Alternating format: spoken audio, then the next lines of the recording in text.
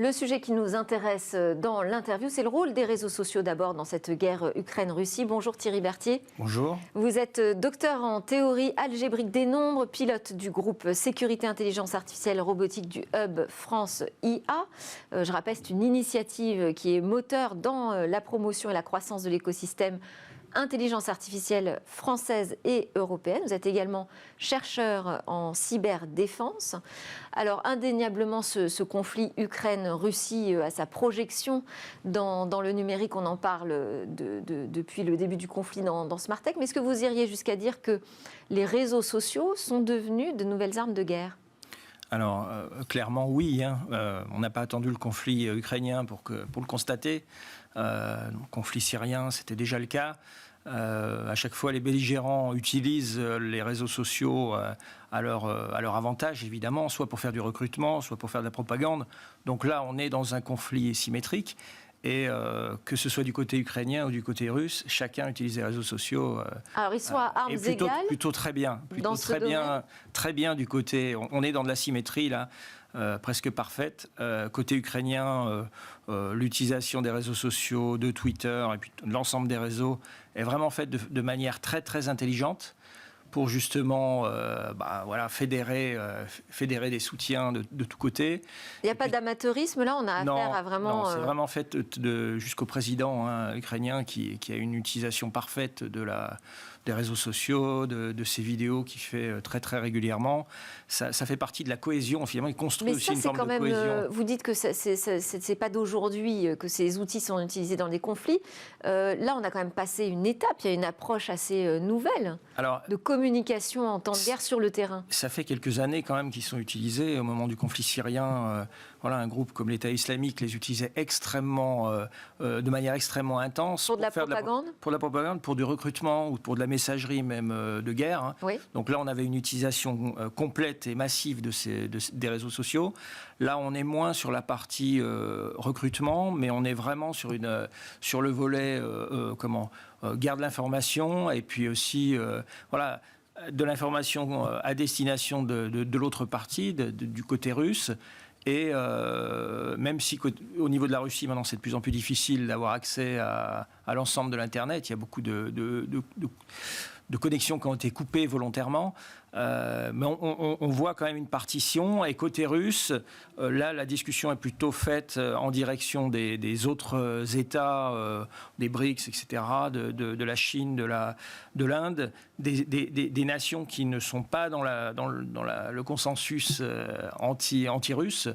On est en train de voir une partition quand même très nette qui est en train de se dégager depuis 4 semaines entre le camp russe d'un côté et puis le camp occidental de l'autre. Et avec aussi, donc vous l'avez dit, une Russie qui se déconnecte finalement de la planète mondiale Internet. Donc à la fois c'est une arme, un outil, le numérique, les réseaux sociaux, mais c'est aussi une menace. Alors effectivement, donc là de manière très rationnelle, les Russes ont coupé mais on l'a fait aussi, il faut le dire. RT et d'autres chaînes ont été bloquées aussi côté occidental. Donc il faut toujours voir la symétrie. Idem sur la propagande. On a une propagande, on le sent moins de notre côté parce qu'évidemment on est à l'intérieur, mais il y a de la communication de propagande en temps de guerre des deux côtés. Donc il faut en être conscient. Alors nous on voit plus celle qui est faite de côté de la Russie. Mais le fait que la France, l'Europe ait décidé justement de couper certains canaux de communication et d'influence, ça montre l'importance aujourd'hui que ça a pris dans la gestion diplomatique, je dirais, des conflits. Tout à fait. On est vraiment au cœur de la guerre d'information. Ces chaînes d'information qui ne sont pas neutres en fait ont une importance, ont un rôle actif, proactif dans la modification des opinions aussi, ou parfois dans la fracturation des opinions. Donc ça, ce sont des choses qui sont théorisées depuis des décennies. Et ça peut être aussi une arme tactique. Au-delà de l'influence. Exactement. On a connu toutes les histoires de fermes russes, de fermes de bots russes sur les réseaux sociaux, où là, on avait industrialisé et on avait rendu complètement scientifique les opérations d'influence sur Internet. et ça continue d'ailleurs aujourd'hui, mais c'est fait de manière tout à fait professionnelle des deux côtés. C'est vraiment ce qu'il faut retenir, avec des effets aussi importants, parce que ce qu'on voit, enfin, je veux dire, l'adhésion à la cause ukrainienne, elle est aussi renforcée par toutes les images qu'on peut voir, les vidéos qu'on peut voir, les élans de patriotisme qu'on peut voir ici ou là. Voilà, et c'est ce qui amène aussi de l'aide par ailleurs, enfin des gens de toute l'Europe qui se mobilisent et qui se déplacent, qui accueillent des réfugiés. Donc ça a un rôle qui dépasse très largement la simple information. Ça a un rôle opérationnel derrière. Et dans la durée, le conflit s'installant, est-ce que vous voyez aussi l'approche changer, évoluer ? Alors, quand c'est fait par des organes étatiques, évidemment que les gens qui sont derrière la diffusion de contenu s'adaptent, hein, évidemment. Hein, si demain on a une grosse bavure ou on a un bombardement massif, évidemment qu'on va mettre l'accent là-dessus. S'il y a des destructions qui vont se concentrer plus sur tel ou tel secteur, s'il y a beaucoup de civils, etc., qui sont touchés, on va avoir une augmentation des contenus vidéo, textuels, etc., dans ces domaines-là.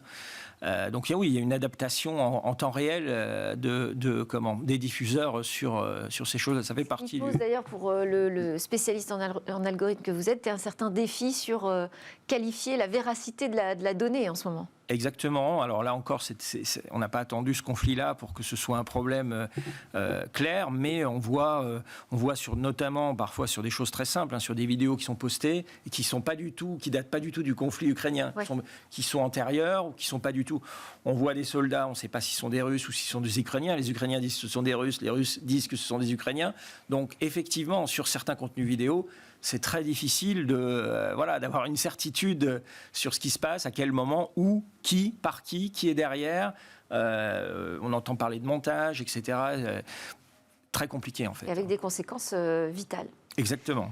Alors, concernant maintenant l'arsenal technologique sur le terrain, matériel, je dirais, quelles sont les premières leçons que vous tirez, vous, de ces semaines de guerre ? En fait, depuis 4 semaines, d'abord au départ, je pense que la Russie pensait que ce serait plus une balade de santé que ce qu'est la réalité, hein, c'est-à-dire que ça devait être une offensive rapide, une opération spéciale.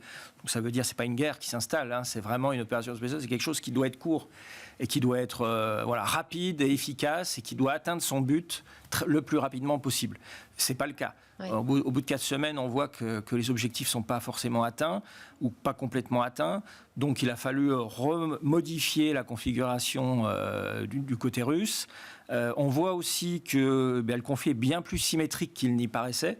C'est-à-dire que même si sur le papier l'armée ukrainienne est quand même plus faible, a de plus faibles moyens par rapport à l'armée russe, on s'aperçoit d'un côté des faiblesses de l'armée russe, notamment sur la logistique, sur l'approvisionnement, sur aussi l'adhésion d'une partie des troupes russes au projet finalement, hein, où il peut y avoir des désertions, il peut y avoir aussi un manque de motivation de certaines compagnies de combat, comme ça a pu être révélé il n'y a pas très longtemps. Et puis côté ukrainien, au contraire, vraiment une force fédérative de résistance. Et donc ça... Alors, qui est lié au premier sujet qu'on a abordé ensemble. Mais là, je voulais, moi, vous faire vraiment rentrer sur le terrain des outils technologiques que vous voyez se déployer, puisque vous avez publié une tribune en début de semaine avec le député Fabien Goutfard, membre de la Commission de la Défense nationale à l'Assemblée. Dans cette tribune, vous dites « Tirons les enseignements d'un conflit de haute intensité aux portes de l'Europe ».